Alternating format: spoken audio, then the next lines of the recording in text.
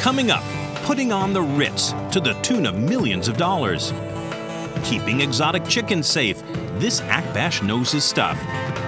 And this Doberman is a guide dog for another dog.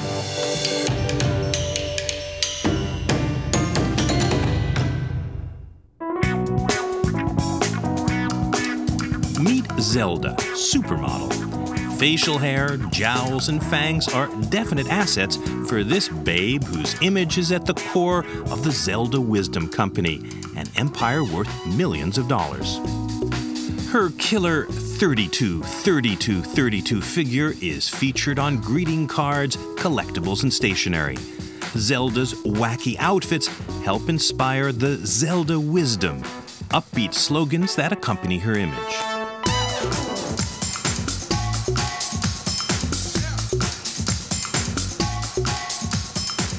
Tomorrow is the swimsuit shoot, but Zelda has put on a few pounds, so the suits may not fit. Like all models, Zelda has to keep her weight in check, because there's always the competition to consider. Good job. Zelda, the multimillionaire, shares her luxury mansion with marketing maven Carol Gardner and another Zelda. Red-collared baby Zelda is being groomed to replace the queen one day, and she can't wait for her own moment of glory. The English Bulldog is a thick-set, medium-sized dog with a smooth coat, a heavy, low-slung body, sturdy limbs, and a short-faced head.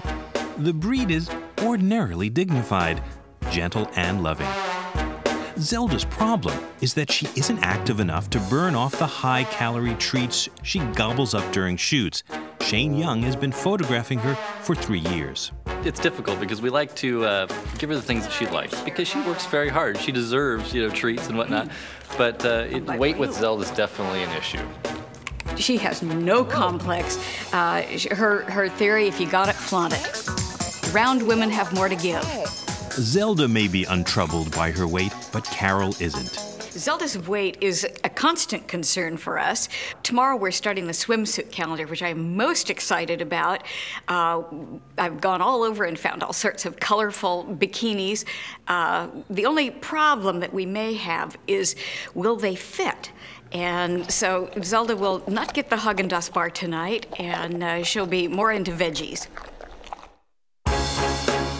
Zelda Wisdom inspires people to enjoy life and feel good about themselves. She is happy with who she is, and she has turned a disadvantage to an advantage, which is a great wisdom in and of itself.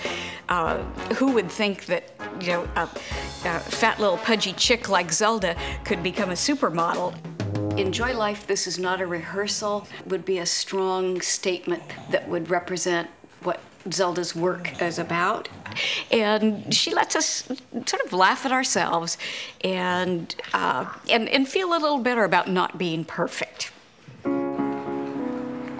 Zelda's career began by accident. I got Zelda when I was going through a divorce and a friend said, either get a therapist or get a dog. And I figured, hey, with the dog I get therapy and unconditional love. And that's what I got with Zelda.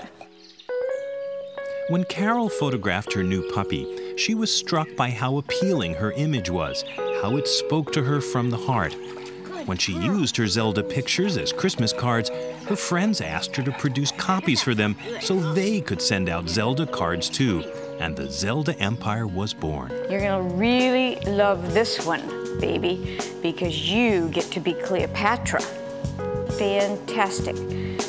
And Zelda, you're Antony.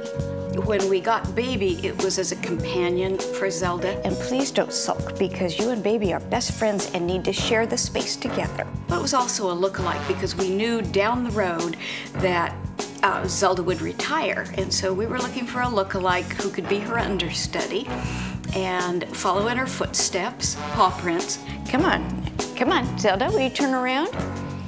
You're really sort of grumpy, aren't you?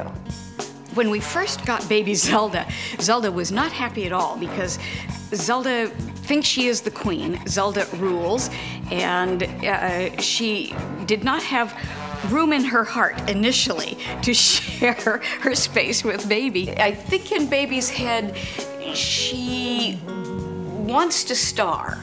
I can see that in some of the photographs where she really takes over. There's one where they're on a park bench, and you can tell Zelda was not happy to share the spotlight with baby. And Zelda hunched her shoulders and sort of hunkered down and looked grumpy. And baby just was on, and she was just like, whoa, photograph me because I want to be the star. Zelda's phenomenal success means that Carol spends a lot of time answering her fan mail. I'm more delighted than surprised at Zelda's success because of all of the responses we get from people around the world thanking us, saying, I get emails all the time that say, I love you, Zelda. And people really love Zelda. I think that's an interesting thing.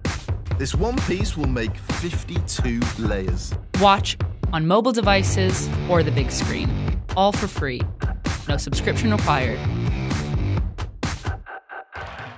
The response I get from people makes me the happiest. Zelda and Carol make classroom visits to motivate children with learning disabilities. Back with you all. We had such a good time the last time we were here and loved hearing your stories that you've written. This we brought so you could see what a good model she is. Pat Stewart is a teacher at Findlay Elementary School. Well, Zelda's had a tremendous impact, especially in the writing, because these students have a really difficult time processing information to get it in their head, let alone get it out on paper and writing. Writing about dogs or animals is sort of like a natural. This is the first time this year that I have seen such creativity come out of these students, and they've enjoyed it, and they came up to me and said, I love writing now. And that just made my whole year. We try to be responsible citizens and try to give back because we've been given so much. From Jerome, Idaho, good morning, America. Last fall, Zelda and Carol toured the U.S. for Good Morning America to raise money for the families of September 11th victims. Zelda dressed as the people in each region they visited. Proceeds from a special card and poster went to the Red Cross Family Relief Fund.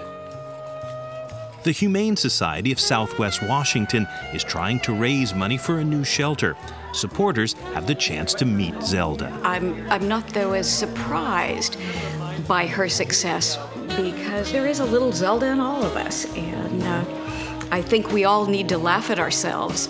And Zelda allows us to do that. We look at her and it's kind of a mirror image.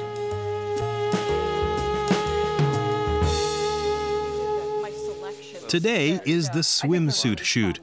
Carol and Shane size up Zelda's suits. I love this one. This is great. You think she'll still fit in that, though? Good question. This is the real question. Was this going to fit up top? Well, she's pretty a little top heavy, isn't she? She's a little top heavy, but she's, we're safe. She's 32, 32, 32. Yeah. Looks like a tight squeeze, but the suit fits.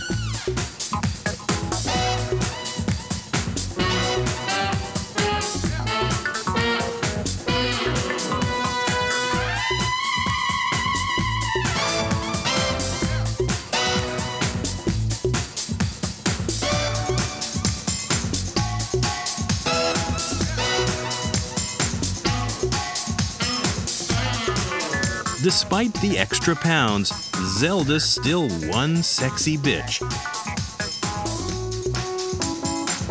Meanwhile, back at home, baby has to be patient. Zelda still rules.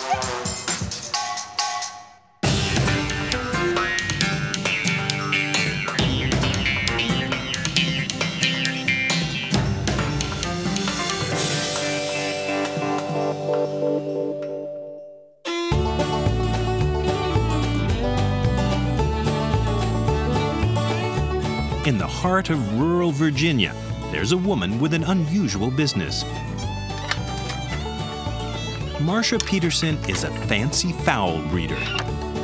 Her flock of 69 includes Silkies, Dutches, Salmon Faverolles, and Old English Game Bantams. These are two lovely little Salmon Faverolles bantams, a little pair. This is the little cockerel and this is the pullet. These little chicks would make a tasty meal for the predators that surround Marcia's farm. She's lost chickens to predators before, but not since she's had Azili. Azili is Marcia's favorite of 4 Akbash dogs who guard her chickens. These 8-week-old chicks will be going to a new home tomorrow. It's Azili's job to keep them safe from predators, like this hawk that's circling Marcia's farm in search of a quick bite.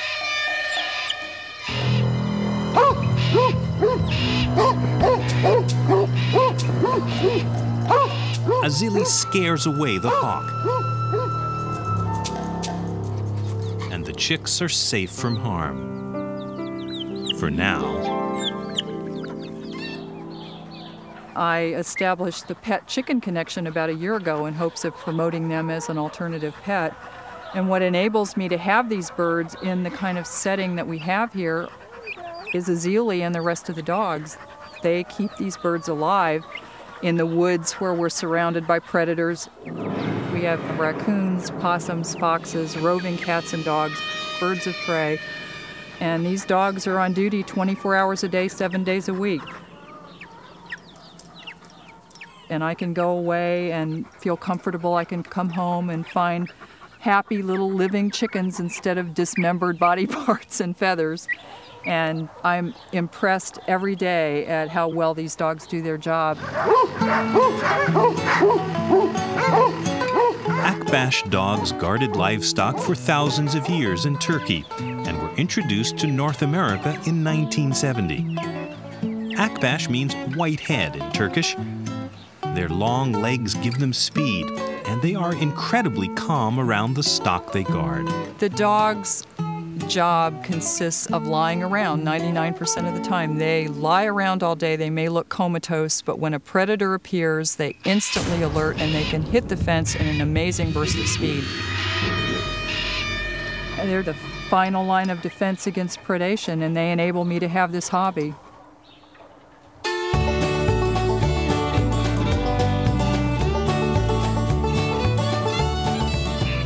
Oh, this is Dutch. He's probably my favorite little rooster. He's a blue-silver Dutch Bantam. And this is Muffin. These are silky bantams, and they're the only breed of chicken that has fur-like feathers. And how are you today, Prissy? She's a white Polish hen. She's very people-oriented, very tame and sweet. Chris Stamey lives an hour away from Marcia. He has 30 birds in his collection, including his favorite, Louis, an Old English Game Bantam rooster. When I expand my bird collection is because I've seen a type of bird that strikes my fancy, and I feel like they're a really beautiful bird that I'd like to look at. And so I can't imagine eating one, so they have to be pets.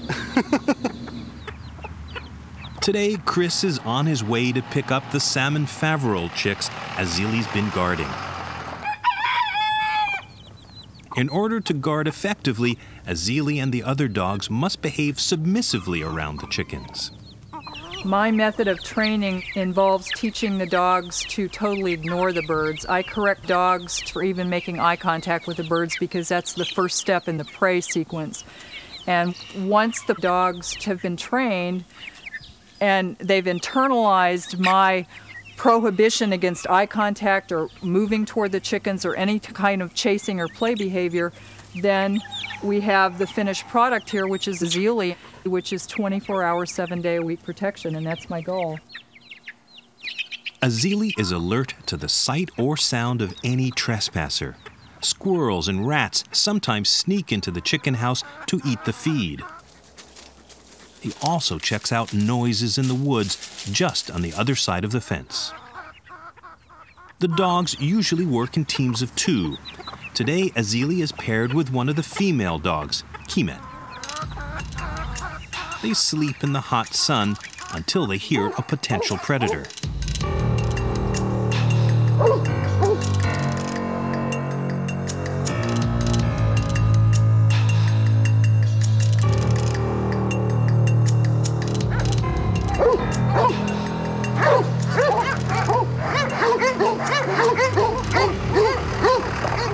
it's not a predator. It's Chris, who's come for the salmon Faverol chicks. Azili has kept them safe. Chris, he's okay. Hey. Hi, baby. Yeah, they've been locked up in this pen all morning, and I guess there you go. Oh, he's nibbling at your pen. Wonders if that's edible. A good temperament will help them blend in with the rest of the flock. Absolutely. There you go. There you go. Thanks to Azili, the salmon Faverol chicks make it safely to their new home. Come on, young lady. There you go.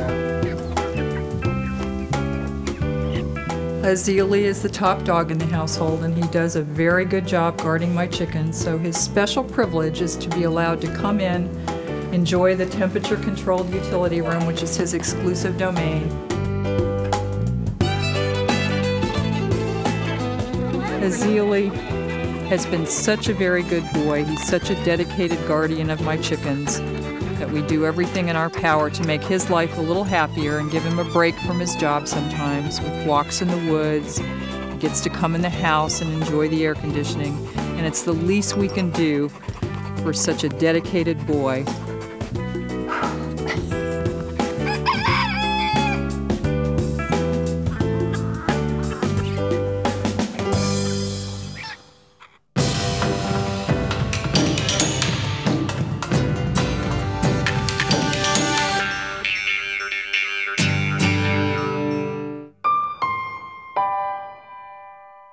Doberman puppies sell for over $1,000 apiece. But this little puppy is blind, and if nobody takes her, she'll be put down. That would have happened to Emma, but Amy saved her. Amy is a 3-year-old brown Doberman owned by Lisa Gustafson and Elaine Dowd. Last year, on an impromptu visit to the breeder, Amy was drawn to the blind puppy. Amy went right over to the corner and just started staring at this puppy. And the puppy got up and came over, and they touched noses, and they started trying to kiss through the gate. It was just incredible. Elaine and Lisa decided to adopt the black puppy and named her Emma. Emma is now a year old. But the world is a dangerous place for a blind dog. Danger lurks everywhere. Sometimes in parking lots, she really needs to stick by Amy to know where the cars are, because even if she just goes out a little too far, she could get hit by a car. We're Emma's eyes, so she really needs to listen to us. Understand that when I say stop, I mean stop. When I say come, I mean come.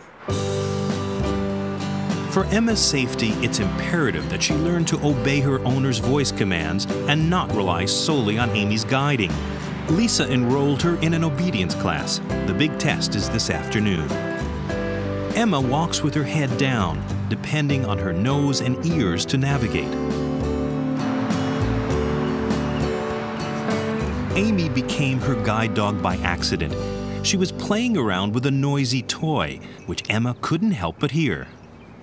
One day, Amy picked up a plastic water bottle. Some bicyclist must have just dumped it in the field, and she picked it up and she started making noise with it. Just making this cracking sound with this plastic water bottle, and Emma just woof, ran right to her. Amy was going one way and turning, and Emma was just like molded to her body almost. And they just started taking off in the field, running like crazy.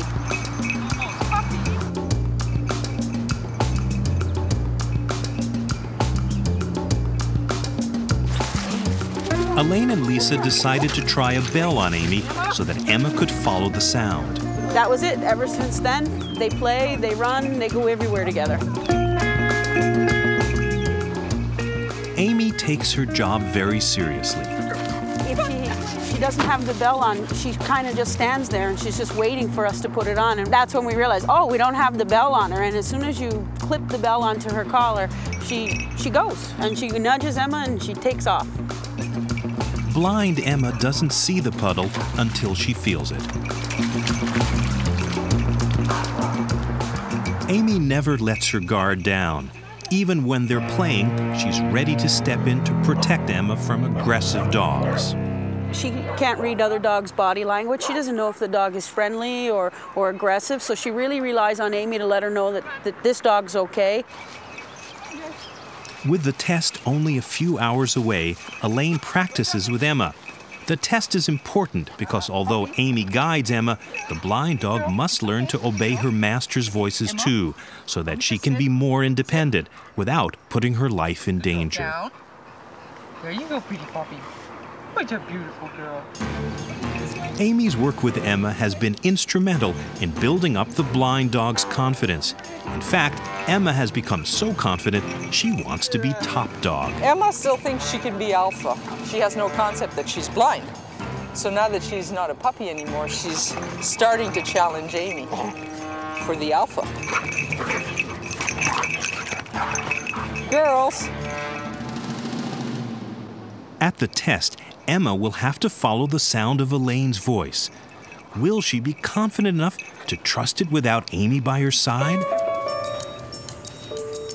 It's time for Emma's obedience final. The blind dog has to walk 100 feet towards her owner's voice. To test her concentration and confidence, her path will be littered with obstacles and distractions. To pass, she must not let them interfere with her mission.